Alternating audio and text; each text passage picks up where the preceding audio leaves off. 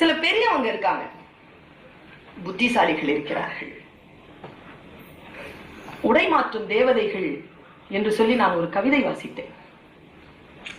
மேடையில் நடிக்கக்கூடியவர்களை, பேசக்கூடியவர்களை எல்லாம் நீங்கள் அங்கிருந்து இறங்கி போனதற்கு பிறகு அவர்களுடைய வாழ்க்கை முறையில் அவர்கள் எப்படி இருக்கிறார்கள் என்று பார்க்க வேண்டும். வாழ்க்கைக்கும் வார்த்தைக்கும் இடைவெளி இல்லாமல் வாழக்கூடியவர்கள் மிகச் சிலர் தான். வார்த்தைக்கும் வாழ்க்கைக்கும் இடையிலே வித்தியாசம் இல்லாமல் வாழ வேண்டும். அப்படி வாழ்ந்தால் நீ யார் என்று பேசுகிறான் வள்ளுவன். அதுவும் முக்கியமாக படித்தவர்களை பார்த்து பேசுகிறார், படிக்காதவர்களை பார்த்து அல்ல. படித்தவர்களை பார்த்து வள்ளுவன் பேசுகிறான். ஓதி ரொம்ப பிடிக்கும் எனக்கு, குரல் நடுங்கி போயிருவேன் அந்த குரலை படிச்சேன். பெற்ற தாயானை சொல்கிறேன், ஒவ்வொரு முறை வாசிக்கின்ற பொழுது உடலிலே குலையிலே நடுக்கம் வரும் எனக்கு. ஏனென்றால் குழந்தைகளை சந்திக்க